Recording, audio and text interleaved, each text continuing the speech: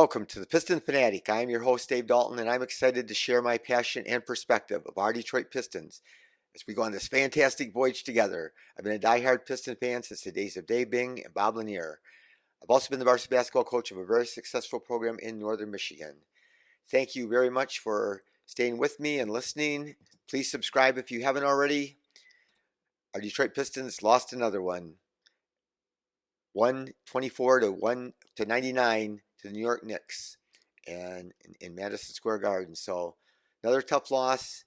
I do think it's ridiculous when Grant Long or Greg Kelser or Monty Williams say, "Oh, there's no excuses. They got to still fight and compete." Well, they got to fight and compete and try hard. But to think that a G League team full of G League players is going to compete against the New York Knicks, who are like fourth in the East, is just ridiculous. I mean, sure, should we have guarded DiVincenzo a little bit better? He made 11 threes. Yeah, somebody should have stuck to him probably, but it's just still, it's ridiculous. These guys haven't practiced together. There's hardly any time to practice now this time of the season, and even if they did, they're not talented players. They would not be on any other team's rotation, and we're playing all of them. So it's not just, so we're missing 8 players. They're sitting out. But 6 of our top 7 players are sitting out. 6 of our top 7. And the one player that's playing, Jaden Ivey, has been playing terrible. And he was awful tonight. He was 2 for 14. And that's the one player that we have that's in our top 7. And so you expect them to compete, and we fall behind. It was 9-8. And then New York went on a 20-0 run, and so it's 29-8, and then the game was over then. So it's real hard. But we're going to talk today about which core 4 player should we trade. So that's a topic I've heard. I haven't really wanted to dive into that, but we're going to today. And a lot of people, debate what it is, but we're going to discuss each one of those guys. Wednesday, we got to go to Minnesota, play the Timberwolves, one of the best teams in the league, and who knows, Cade, if his knee's hurt, sit him out the rest of the year. I hope not. I want to see him play, and it's one of the most fun parts of the game for me to watch him play. And they said that Grimes and Fontecchio should be back soon, and Duran's day today, so they all could play. And again, it's still going to be fascinating.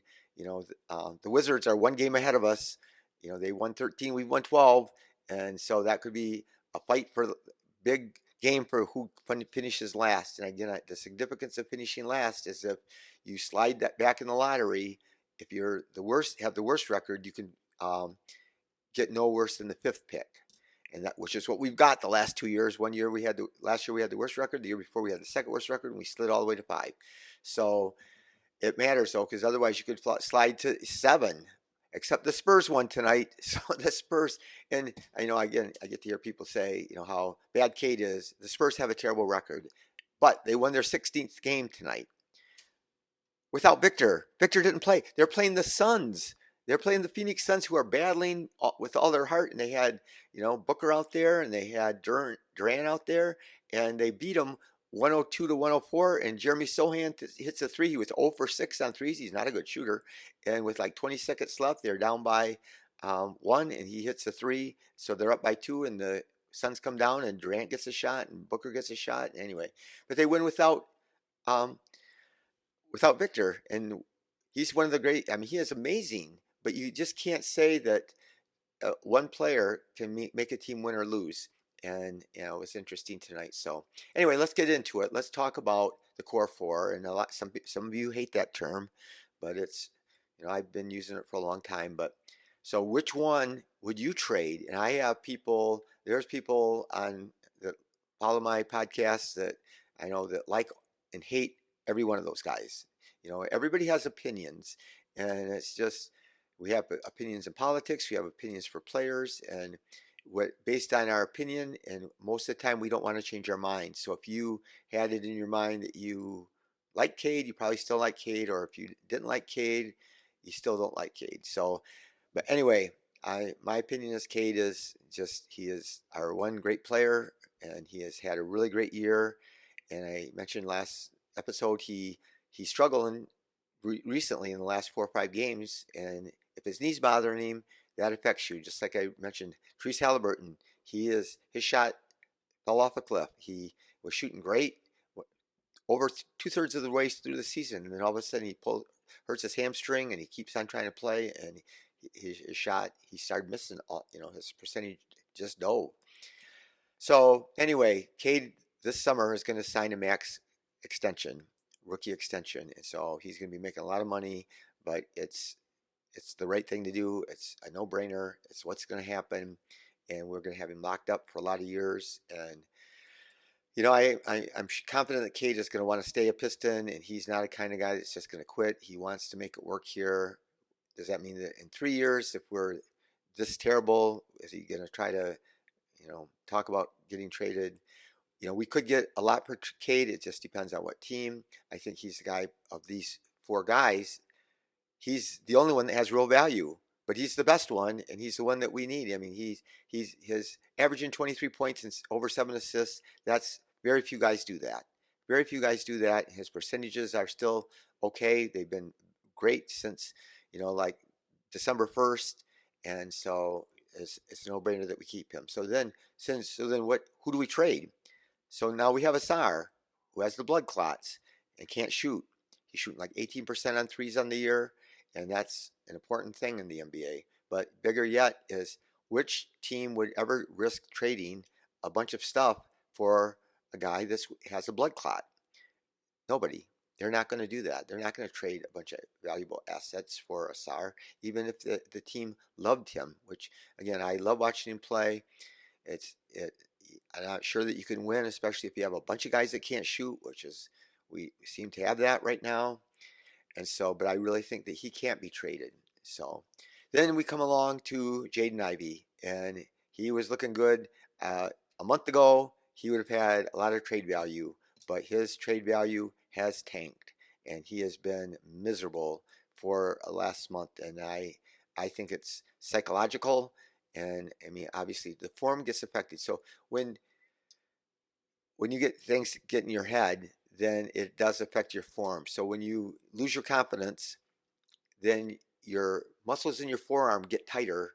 And so when you go to shoot, your release isn't the same. Ball doesn't come off your fingertips. You don't extend your follow through. You stop it early. You look at the rim, and you're not seeing the ball go in the basket. And I've seen it with lots of players. I've seen it with myself at times when I was younger. And I think that that's what it is with him. I'm confident he's going to bounce back, and I know everybody's not. And it still bothers me that when he plays with now he starts with Sasser tonight. He started with Sasser, and they played together quite a bit. But it always amazes me, even when they were trying to stagger Ivy, they with Sasser and Cade was off the court. Sasser had the ball. Sasser came out of college. He was not a point guard. He didn't play point in college. So now he's going to play point in the NBA, and we want Ivy to have more touches, at least before went into a slump. But he never did get to handle the ball. Sasser always handled the ball. So that makes no sense to me, and that's Monty's decision. And again, I think they just need to run things. You can run things. You can call out plays. They run set plays. You can run something and just ensure that he has the ball. So anyway, I just think that his obviously, if somebody wants all these guys, if somebody makes you the right trade, I'm just saying that nobody's going to, and everybody wants to trade this guy or that guy, and we need this or that. So that's the next one, Duren. Okay, Jalen Duren. So he has had a great year. He's averaging 14 points, 12 rebounds, shooting 60-some%. That's great, but he is not playing good defense. He plays bad defense, and he's not getting better. He's averaged 0.9 blocks, 9/10 of a block last year, and he's only averaging 8/10 of a block this year. And he's not even there challenging shots. He's not even attempting to block shots most plays. And so that's a concern. But he is 20 years old. And I know you get tired of hearing that. I don't blame you for being tired of hearing that. But how is, he's improved in a lot of ways. Again, everybody talks about his footwork, and it is amazing. He's gifted in so many ways. There's so many big guys who are just uncoordinated and don't see things. He also turns the ball over way too much, and he's trying to forcing up some shots, but he's trying to learn. And so he's trying to get better and add things to his game. But, he's just got to hopefully, improve. I'm not sure how he improves on defense. So, because it seems to be an innate thing that a lot of, when I coached, there's some players that were so unbelievable at helping out on defense. And there's some players that weren't, but some players, they were always there on help. And I'm talking about even junior varsity kids. I coached varsity a lot of years, but I coached junior varsity some years, and I had some kids that helped on defense all the time, every play they were there. So I don't know. I'm not sure what's going on with Duren, but the biggest thing is centers are not valued in the NBA. They do not have a high trade value, and who are we going to get? And I talked about this last episode, but Duren makes hardly anything. He's making like $4 million a year, and so who are we going to get in a trade for him? That then we have to get another center. So we're going to talk about that in a minute too. But I just want to make it clear that we probably would need to trade one of our core four. They don't fit together. I mean, there's too bad shooting. We need better shooting. It's just that when you can't just make trades. I say this all the time. It takes two teams to make a trade, and we're going to be selling low on Ivy, you know. And again, I don't even think we could trade Asar. And Duren is, I think he's more valuable to the team than what we could get for him. If somebody blew me away with the trade, I would take it. So we'll have to see what happens. I know, again, there's a lot of debate on who should be traded and who should go, but these guys can't play together. My thing is, we still got to see a little bit of stretches where they played well together. And if you put a great shooter with the four of them, if you play with in the limited minutes that Fontecchio played with them, they were good. And so if we get a shooter like him or even another player that's better, that's fine. Before I go any further, I just want to, I still did, Cade Smith is the one that made the introduction to my video, to my show. So thank you again, Cade Smith. So I said Cade, but I had to look up his last name. I didn't remember his last name, and so I didn't know if people thought Cade Cunningham. Obviously, he didn't make it, but so here's some centers that are free agents, and some fans are talking about this. Nick Claxton. I love Nick Claxton. I've loved Nick Claxton for some time now. And 2 years ago, I really loved him, and I talked about trading for him when they talked about they might trade him. But he's 6'11". He's 24. He's going to be 25 real soon. He averaged 12 points, 10 rebounds, 2 assists, 63%. He doesn't shoot threes. So where are we going to go? And he is a free agent, so he is going to demand a lot of money. And so we got Duren, who's going to make $4 million a year, or we can get Nick Claxton and sign him. But he can block shots, and he is that defender, and he's a great lob threat. I think he'd work great with Cade, but it's going to be, I bet he's going to make 15 to 20 or maybe more. He could make 22. I don't know. It's hard to predict with salaries. And again, centers aren't highly valued, so maybe he would go for less. He's made 9.6 million this year, but he's going to get a big raise, and he had 2.5 blocks per 36 minutes this year, 2.5 blocks last year, just in the minutes he played, and he shot 70% last year from the floor. So that's a lot like Duren offensively, but except he can block shots, and so that's the difference. And then I've heard on podcasts Isaiah Hartenstien, and Tibbs loves him, and he plays for the Knicks. He played tonight. He's 7-footer, and he averaged 7.3 points a game and 8.5 rebounds and 2.5 assists and shooting 63%. He doesn't shoot threes. He's shooting 33% on the ones he does. Last 4 games, so he's gotten to play a lot more because Mitchell Robinson, who's their star center, so that's one reason they might let him go. But Tibbs loves him, and he's playing him into the ground. But he's playing in the last 4 games, 14 points, 10 rebounds, and 2.5 blocks. So I think he would cost a lot, and of course, a lot of trades and a lot of dealings in the NBA come down to salary cap. So if the Knicks, we can offer these guys more than almost anybody can offer them. We can, and so it will be interesting to see what they do. I mean, we're gonna have to overpay if we want to be free agent. We're gonna have to overpay, but do we pay somebody all that money to be the center in place of Duren, and who's making $4 million a year. So that's and you got him locked up for a long time because if he next year he's under contract again, and the next year then we can sign him to an extension if we want. But it's challenging, and so we do need a shot blocker, but I don't know what's going to happen there. But yeah, it's funny how things go in the league. You see lots of ups and downs where teams and players and they're valued, and you think this guy, oh man, we could get. I've had some of my listeners love Jonathan Isaac that plays for the Orlando Magic, and he's been injured so much of his career, but he's big and he is a phenomenal defender. And my listeners, when his value was really low, they wanted to trade for him. I had several listeners make comments on my podcast where they said to trade for Jonathan Isaac, and I said, yeah, he's like 7 foot tall, but he is so mobile and quick and block shots, and he's shooting the three good. He had 24 points the other night, but so now he's untouchable. He was like on the trading block. And there's a lot of these guys that they do really bad and they struggle, and then all of a sudden they start doing good, and now the team's not going to trade them because their value's gone up. So interesting thing to happen tonight, though. And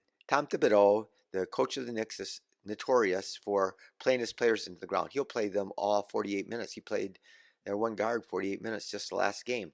But what's fascinating to me, it makes no sense. They're in this struggle. They have OG Anunoby is injured, and Mitchell Robinson's injured, and Julius Randle is injured, and he's known for making his players get injured because he plays them too much. And so tonight they're 30 points ahead of us with like 3 minutes to go, and Jalen Brunson's in the game jacking up shots, and DiVincenzo's in the game even longer. And I mean, he was trying to get 40 points, and he had 11 threes, but it just doesn't make any sense. They're drubbing us, and why they would leave those guys in when they got all this season to play, and to risk an injury of a player when you're 30 points ahead, it just is mind-boggling. So I'm not going to go over much of the box score. The only guys that matter that I think are probably going to be with the Pistons, or at least be even near the rotation if they stay here, are Wiseman. He played 31 minutes. He was 7 for 11, 11 rebounds, 4 for 10, 14 points, but he had 4 turnovers. But once again, and I mean, I just, how can you just keep on getting these illegal screens? And Duran does the same thing. So he gets 4 turnovers, but like the when they call, he had at least 2 tonight. So that's at least 2 of his turnovers were setting illegal screens. So like I said, Ivy was 24 minutes only, so he sat him. He was bad, and I think he just, I don't know. I don't blame. So I'm not blaming Monty. I would have sat him too. There's no point in risking his injury. So Ivy only played 24 minutes, 2 for 14, 1 for 6 on threes, 4 for 4 from the line, 4 rebounds, 3 assists, 2 steals, 1 block, and 9 points. So it's got to be disappointing. And again, I was huge. I do think that it was wrong that Monty didn't play him earlier in the year, but now, it's crazy how bad he's playing. So Sasser 34 minutes, and he was 1 for 6 on threes, but he was 9 for 10 from the line, so he ended up with 24 points. So he took 18 shots, 7 for 18, and he had 6 assists. So good for him. Fournier, I'm glad they booed him at the Garden, but tonight he was 5 for 11, but only 1 for 4 and 15 points. So Pistons shot bad, 38%. Knicks shot 51%. Pistons shot 29% on threes. So that's and the Knicks shot 41. So that's basically the game. But got to see our old friend Bogey, but he's shooting about the same. I mean, he's not shooting quite as good as he did with the Pistons, but he's only playing like 21 minutes a game this year for the Knicks, and a lot of the Knicks fans really don't like him. So everybody thought that the Knicks, of all the teams at the trade deadline, everybody was saying the Knicks won the trade deadline because they got Bogey and Burks, and then now the Knicks fans are not liking them, and Tibbs is limiting their minutes. Of course, they're bad on defense, and Tibbs is a big defensive guru. So um, Burks is only averaging 15 minutes a game and 8 points. So he was injured tonight, I guess, so he didn't play. But Bogey had 13 points and made some shots. I still will always appreciate him. So, but DiVincenzo, 11 threes. He's going to break the record for a season for the Knicks for 3-pointers. And who has that record? Evan Fournier, that's on the Pistons. So he's a good shooter, Fournier, when he's set and he's open. But DiVincenzo had 40 points. I wanted the Pistons to get him. I said it when it's on one of my on my podcasts from back in the spring when he was in free agency. I said that would be a good guy to pick up when he was playing for Golden State. But he had 40 points. He was 11 for 20 on threes. Not as good as the Oakland guy. I don't know who he delivered for. I don't know if it was Grubhub or, but he was one of those deliveries that delivered from a restaurant to people's houses while he was going to college. And he went to Little Hillsdale College, Division II school. Then he went for his fifth year to Oakland, and he had 10 of 23s playing for Oakland and beating Kentucky in the tournament. So that was pretty crazy, pretty cool. So it's so bad tonight. So if anybody's still listening, George and Greg were talking. George was talking about Mark Lindsay. So one of the refs in tonight's game was Mark Lindsay, and Mark Lindsay, I remember well. He was the lead singer of Paul Revere and the Raiders, and they were a big thing, man, back in 1966 and around that time when I was a kid, and I had these little portable record player that played these little 45 records, and they had this song called "Good Thing," and anyway, it's so hard to announce these games when the Pistons are so bad, and they, again, we're not even have hope. There's these players that, like I said before, there's always been when we're bad and when we have 3 or 4 of our young guys that are going to be part of our future are playing, and they still can play and do things and get better. But a game like tonight, that's not happening. Like I said, only one of our top 8 players played, and he played bad. So thank you for listening. We'll be on again still on Wednesday after the game with the Timberwolves. But be the reason that somebody feels heard, and let's go Pistons.